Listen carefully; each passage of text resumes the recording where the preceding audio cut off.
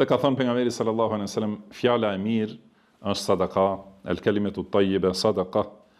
Edhe ka thënë buzëqeshja në fytyrën e vllait është sadaka e kështu me radhë. Prandaj ka thënë Xherir ibn Abdillah radhiyallahu anhu, thotë që kur e kam pranuar Islamin, nuk e kam takuar pejgamberin sallallahu alaihi wasallam përveç se më ka buzëqeshur. Domethënë secilën herë që e ka parë, i ka buzëqeshur pejgamberi sallallahu alaihi wasallam, dhe kjo është edhe prej shumë sahabeve të tjerë, duke e pasur parasysh se pejgamberi sallallahu alaihi wasallam ka qenë i ngarkuar me brengat e njerëzimit. Domethënë se ka dikush mund të arsyetohet se thot nuk e dini ju çfarë brenga kam në shtëpi e kështu me radhë.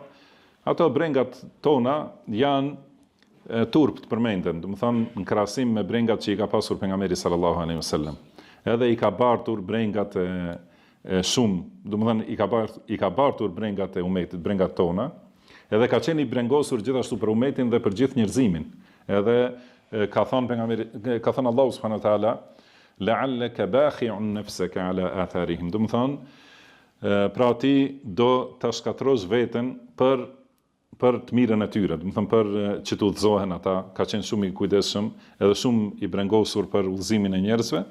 Megjithatë, edhe ka pas sulme dhe me fjalë, me vepra, me luftra, ja kanë vrarë sahabët, domethënë shokët më të dashur, i kanë vdekur fëmijët e tij, e tjera.